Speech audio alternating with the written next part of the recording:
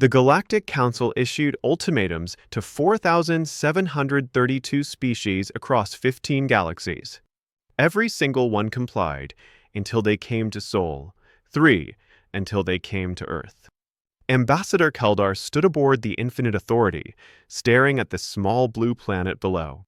His translator processed Earth's response, a single word, no. They said no. Rix Nal, Keldar's subordinate, checked the communication 3 times. Ambassador, I must be misunderstanding. They said no. Keldar's mandibles clicked in irritation. In 400 cycles, he had never encountered such insolence. The ultimatum was clear: submit, provide 40% of resources, accept governance, or face orbital sterilization. Not only did they say no, Keldar pulled up the full transmission. They said, thanks for the offer, but we're good. Maybe come back in a few centuries when we're ready to talk as equals. Until then, kindly get your ship out of our orbit before we make you. The bridge fell silent. They threatened us? Rixenaal's voice carried disbelief. They must not understand our capabilities. Should we destroy one of their moons as a demonstration? Keldar considered this. It was standard protocol, proven over 10 millennia. Scan their capabilities first, Keldar ordered. Let's see what these humans actually have. The results appeared moments later, and Keldar's confidence surged. The humans were more primitive than expected, barely having left their planet. Their weapons wouldn't scratch the Infinite Authority's shields. They have approximately 8,000 nuclear weapons, the tactical officer reported. Combined yield insufficient to breach our secondary shields. Nothing that poses any threat whatsoever. Then they're either ignorant or insane, Keldar concluded. Prepare a demonstration. Target their largest moon. Single shot, 20% power. The weapons officer began the firing sequence. 30 seconds to charge and fire. 30 seconds to teach these arrogant primitives their place. 20 seconds into the sequence, every system on the Infinite Authority simultaneously died. Lights went dark. Engines faded. Displays vanished. Even emergency backups failed. The great vessel became nothing more than expensive metal floating in space. Then a transmission arrived audio only. A human female voice, dripping with amusement. Did you really think we'd let you charge a weapon in our orbit? We've been fighting each other for our entire history. We know what weapons charging looks like. Keldar tried to respond, but his systems were dead. Here's a fun fact, the human continued. We've been listening to your communications for 6 months. We know about the Council. We know about your ultimatums. We know about the 4,732 species that said yes. We know you've never had anyone say no before. Keldar's primary heart sank. Humanity is good at 2 things, learning and adapting. 6 months ago, we didn't understand your technology. Now we understand it very well. We've infiltrated every one of your systems.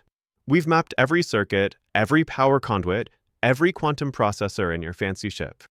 And we've been inside your network for 3 months. The implications became horrifyingly clear. If humans accessed the Council network, they knew everything. Every weakness, every military position, every political structure. Here's what's going to happen. The amusement was gone, replaced by cold steel. You're going to leave our system. We're giving you your power back, not because we can't keep you here, but because we're not monsters. We don't want war. We don't want to join your council. We just want to be left alone to develop at our own pace. Come back in 100 years, and maybe we can talk as peers. Come back before then, and we'll do to your entire fleet what we just did to you. And yes, Ambassador Keldar, we know there are 47 more ships waiting at the edge of your system. We've already infiltrated 16 of them. The human paused, letting that sink in. Don't test us. The lights came back on. Systems hummed to life. Every screen displayed the same image, a simple human hand extended in greeting. Below it, text in perfect galactic standard, "See you in a century. Try knocking next time."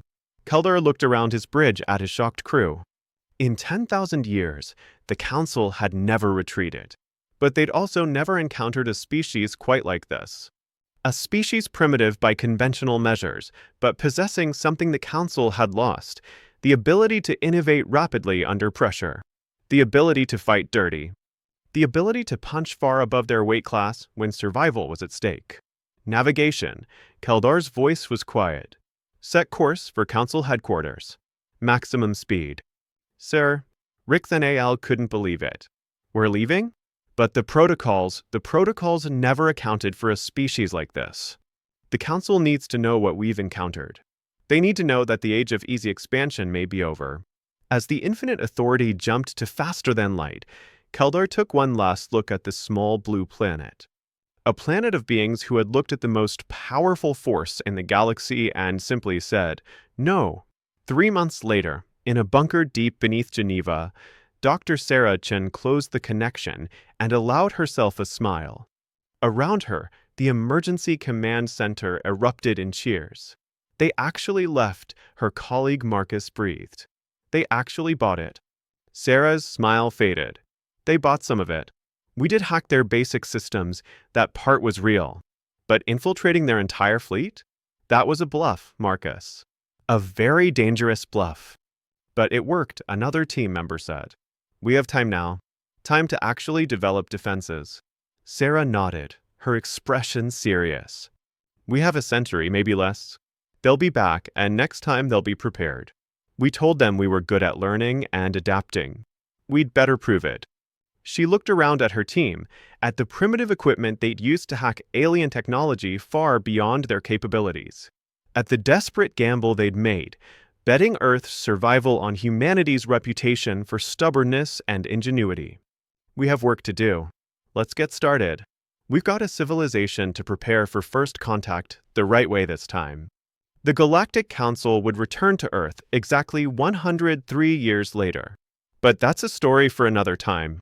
What matters is that humanity was given time. Time to learn. Time to grow.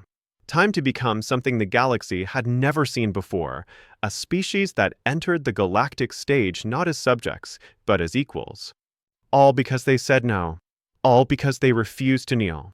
That's the thing about humanity. We're at our best when someone tells us we can't do something. When someone says we're too weak, too primitive, too insignificant to matter. That's when we prove them wrong. Welcome to Earth. We hope you brought better terms this time.